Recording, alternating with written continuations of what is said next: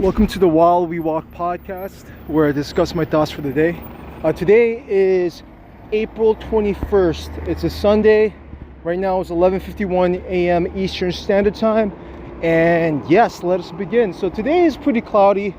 It is more on the chilly side. However, I got a few steps in and my body's warmed up, so I could kind of weather the storm. I'm just wearing a hoodie and a drawstring backpack, which I've been wearing for like a week or so. And I highly prefer that over to the fanny pack. It's much more aesthetically pleasing, and on top of that, it's just more convenient. So what I ended up doing, because my current drawstring backpack is currently ripped, I purchased online for 5 of them for like under $6. So I'm expecting it to arrive today, and I'm gonna throw this drawstring backpack away and just use one of those going forward to hold my water bottle. Or whenever I go to the store, what I usually do is put like a garbage bag, not a garbage bag, but like a regular grocery bag in there, and put my, whatever I'm carrying inside this drawstring backpack. So this is like pretty much my gear of choice going forward, mainly to hold the water bottle during my walks. So today I feel pretty good, actually fantastic, after getting a real nice long sleep, probably my longest sleep throughout the week. So hopefully that continues. But I noticed that during the week I end up waking up. So I think the cause is because I have to urinate. And so what I plan on doing is about an hour, like pretty much like 2 hours before I decide to fall asleep, I'm not going to drink any water. That's a plan of action, yeah. So I'm still gonna drink a gallon. I was actually drinking way over a gallon, so I want to just hit around the gallon mark every day, no matter what. But stop my drinking essentially a couple of hours before I fall asleep, so that I won't have to wake up and go urinate to disrupt my sleeping pattern. And so yeah, that's a plan of action. I'm gonna implement that to make some adjustments accordingly, because at the end of the day, if I had to say one thing that you want to improve, in my opinion, for a better quality of life, it's better quality sleep at the end of the day. Usually after a nice full nights of rest, that generally impacts the mood for the rest of the day, and the energy level. So I'm going to be very aggressive in terms of finding ways to increase my sleep quality, because that's the one thing that, in my opinion, going forward, should be a non-negotiable.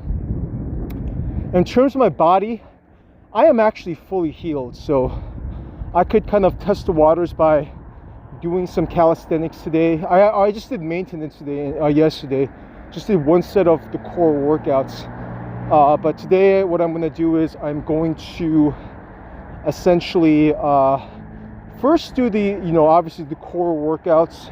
I added something to my daily routine, which is front lever, one of the early front lever progressions, which is the tuck front lever hold, and basically I'm doing reps with those as well, where I'm holding myself my body parallel to the floor, with my head pointing towards the ceiling. And I'm doing some reps doing that as well. I'm going to add that to my daily routine. Another thing is support holds I'm holding to my daily routine. I'm going to also implement rings turn out holds as well for my daily routine. And what else I'm going to add? Yeah, dips, and planche push-ups. So instead of doing regular push-ups, what I do is I basically lean my body forwards, trying to get my shoulders past my hands, and make sure the scapula is protracted, and then do push-ups that way. So that way I have the strength to eventually hold on the planche. So yeah, those are daily things I'm going to do every day, no matter what, to get my body slowly adapted. And they're all for one set, but for Saturdays and Sundays, I'm going to just only do them for one set of each. And then Monday through Friday, I plan on doing more in-depth work into those movements, doing more sets throughout the weekday, when I'm trading. And so yeah, that's something that I came up with actually this morning. Also this morning I listened to some podcasts on the importance of protein, and thankfully I've been overshooting on protein, making sure I at least get a gram a pound of body weight. Generally, a lot of places say lean body mass, but I'm overshooting slightly because I'd rather be overeating protein than under-eating protein. I want to make sure my protein levels are legit. So yeah, that's that. But in terms of the walking, yeah, I'm gonna keep to at least a minimum of 10,000 steps, no matter what. Yeah, let me see how much I lost today. So I was at like, let me take a look here. So in terms of my weight, this morning I was at 187.8, so I lost 0.4 pounds over Saturday. So yeah, I'm losing weight. I ate a little bit more than I normally eat in terms of my calories by adding fruits, but I'm still dropping nicely. So this is the start of a new week in Fitbit. So last week I averaged 186.5. Right now I'm at 187.8 because that's the first weight. I'm curious to see where I'm going to be at the end of this week. Pretty much that cheat quote unquote meal yesterday, on Friday, kind of bumped up the weight like crazy. So like nothing crazy, like 2.3 pounds. So yeah, I'm just curious to see, as long as I keep up my calorie intake, I'm curious to see where it takes me at the end of this week. And so that's that in terms of the weight loss. But yeah, I'm really looking forward to how my body's going to look at the end of this month. I'm thinking I'm not going to be too aggressive in terms of the activity the rest of this month. I'm going to try to keep it at over 10,000, of course. But yeah, that's pretty much it in terms of what's on my mind, in terms of making sure that my body is going to be prepared for this coming summer. I'm really liking the fact that I'm not going over 2 pounds a week, so I want to keep at that, because at that point, but I definitely noticed that the loss of weight has been decreasing now at this point, because this is actual real body fat loss that's currently occurring. And so I'm going to trust the process and continue on doing this unless there's like a stall for more than 2 weeks. So the way I'm going to look at it is, if there's a stall in more than 2 weeks, then I'm going to make adjustments. But 1 week, it doesn't matter, because I noticed that the other time when I saw that 2 week stall, it made a whoosh effect. So yeah, I'm gonna essentially wait for 2 weeks. If there's a stall, it's perfectly fine, because I'm satisfied with where my body's at right now. Really satisfied. But however, I'm like I said, this year I'm gonna try to break 10%. So it's gonna be essentially, yeah, I want to see steady progress based on that fact alone. And so I'm going to make the adjustments accordingly. Keep in mind, I've only been tracking for the first time in my life 2 weeks ago, and it's relatively simple to do. It's actually fun. It's basically gamifying my fitness journey, or my diet, my activity journey, everything. I never utilized all the function of Fitbit. The only thing I used Fitbit for was a step count.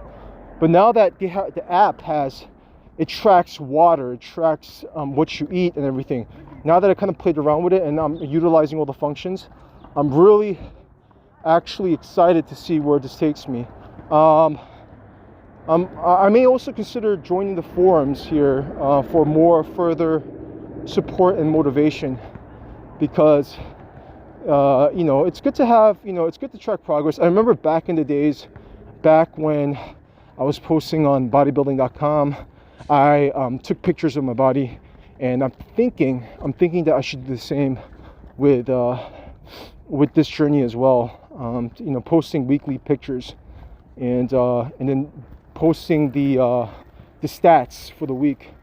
I think that should be a fun thing to do here. So yeah, that's what I'm gonna do.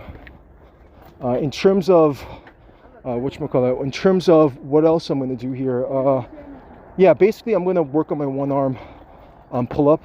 That's the plan of action. And once I get up to like 30-second hold, I'm going to essentially start working on more aggressive progressions. Like there's like basically the one arm pull-up where you basically start off with basically using your other hand to use as a support mechanism.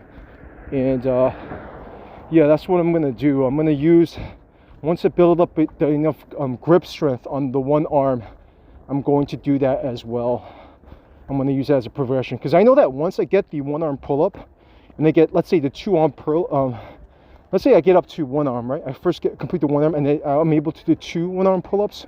I'm going to do one arm pull ups literally every day, because I want to build up, I want to maintain that skill for a long time once I get it. Same thing with the front lever. Once I get the front lever, I'm gonna do it every day. Yeah, I'm gonna do it every day just to maintain that skill. And if I can't do it, that's gonna be a barometer of how my calisthenic strength is going, and I can make adjustments accordingly. So yeah, that's really the goal. Once I get any of these, the planche, the front lever, and the one arm pull up, my plan is to maintain those skills. I want to try to obviously do more than one rep so that, you know, I could do it. So it's like for people that have trouble doing pull-ups, like only could do one rep, it's pretty much the same concept. I also keep in mind that I have to yeah, I have to make sure that I don't injure myself during the process as well. So I'm going to most likely start off with regular pull-ups, dips, planche push-ups to kind of warm up before I go into those moves. And so yeah, that's really the plan of action. I'm really going knee deep into this into the calisthenic realm of doing those movements. If I had to guess in the order in which I'll able to perform these moves, I think it's most likely I might get the front lever before I get the one arm pull up. If I had to guess, planche is going to definitely take the longest, because I need to train the connective tissues before I even get to that point. I'm not even aiming for the full planche, which is your leg straight and no, I'm going to do straddle. That's my goal. I don't think I'll you know, we'll see, but full planche is something that is, yeah, that's next level. And so straddle planche is really the goal, and that might take me a couple of years. And keep in mind, I'm not getting any younger, so I'm not as strong as I was a few years ago. So I have to actually it's also going to help me keep my body weight in check, because in calisthenics it's all about body to weight, the strength to weight ratio. And so those movements are very body weight specific. So by me maintaining a specific type of weight, it's going to keep me in check, and it's going to basically incentivize me to stay at the weight that I'm at, you know, instead of gaining weight. And I'm all natural. I'm not going to ever do anything that would, you know, play around with my hormones. The best way to, you know, increase the hormones is, you know, by doing normal stuff, like normal healthy diet and a good night of sleep are the two main things. And obviously sticking to a safe and progressive training routine that I intend on doing pretty much on a daily basis. My activity levels are always going to be maintained. Right now and going forward, my health is going to be of prime concern at all times. So I'm even considering maybe even delving into the health space more, because I feel that once I'm able to perform these moves, I could maybe consider becoming a coach for calisthenics. There's actually a lack of calisthenic coaches, and so I may even get a coach myself, so that I know how they're training their clients, and so I could train potential clients as well. But yeah, I find that this is going to be a whole era of experimentation. The thing with training though, is that, and why you can't just rely on information that's out there, is everyone is individualized, and so no one knows your weight. You have to know your weight.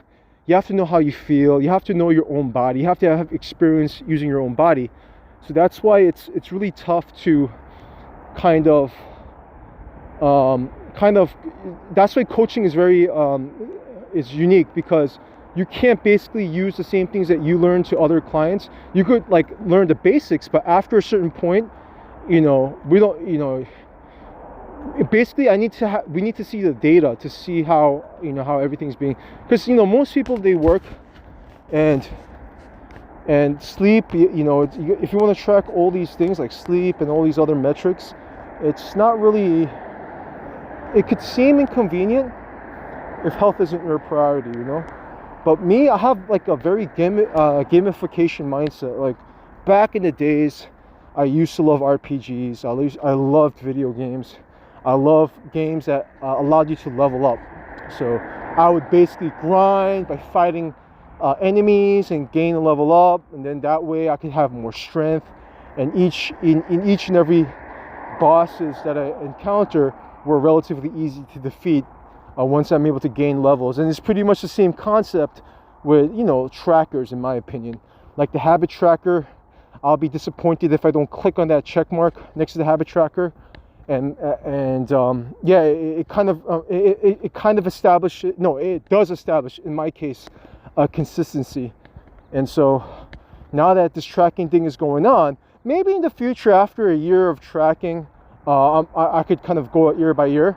But the way I look at it is, I might as well just track, only because it's like it's gamification. It's kind of like it's like you treating it like a game, and it makes it fun. Like the days when I used to gain, instead of leveling it up in the virtual world, I'm leveling up in real life. And so it's just a mind shift that I find very interesting. But yeah, so I have a lot of ideas up my sleeve in terms of what I need to do. I may start creating a channel eventually and being consistent with it. Another channel that's in the works. I'm already obviously doing the trading channel, which shows my futures journey, where I trade the S&P 500, I have that's already established. It's basically a trading journal. We got this that you're listening to right now, and then I want to create a separate channel for health and lifestyle kind of channel. I kind of want to have a record of everything going forward, and the only way to be better is by doing stuff. So yeah, that's what I plan on doing. This walking is going to be non-negotiable going forward. I'm never gonna stop being active in some fashion. I remember working for almost 3 years where my health was, I really didn't, my health was, I tried doing intermittent fasting for a 4-hour window, and just doing literally 3 minutes of calisthenics a day, 3 to 4 minutes a day. The good thing was it was consistent. The bad thing was I wasn't even putting too much time on a daily basis into my physical activities. But this year, it changed. It's going to change, and it's going to stay consistent.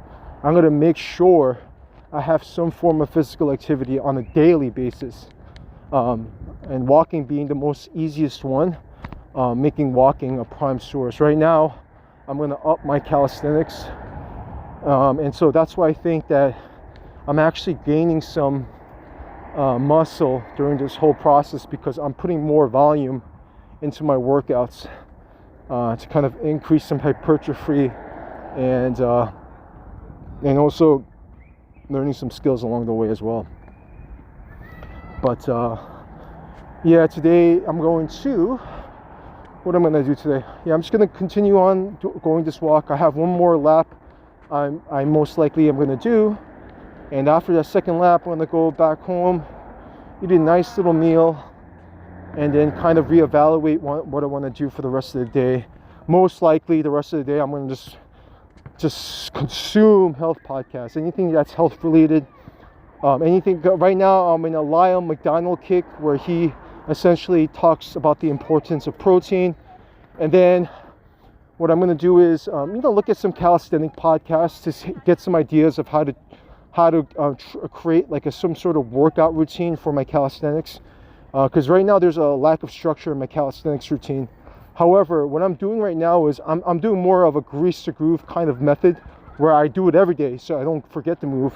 And secondly, I want to build up the strength accordingly based on the numbers I have. So yeah, that's the plan of action. No matter what, I'm going to do calisthenics every day, even though it's only 5 minutes. And then basically work more. In the weekends, I plan on kind of deloading, meaning that I'm not going to really do any kind of lengthy sessions. That was a plan, because I need at least a couple of these of rest. I need some rest. But if I feel good, I'm going to still do it though, you know. But like sometimes I may need some forced rest, how deload is important to rest the connective tissues. But I also see the importance of doing it every day too, because as long as I don't max it out, I'm building the neural connections to that movement. And so yeah, that's really the plan of action. I'm gonna basically doing these calisthenics moves as well is going to incentivize me to stay at a low weight too. So that's why I want to do them. I'm not going to obviously force myself or do any sort of calisthenics competitions or anything like that. I just want to have the ability to do them so I could post them and just show my progress. So with that being said, I'm ending it here. Thank you so much for listening, and stay tuned for the next episode of While We Walk.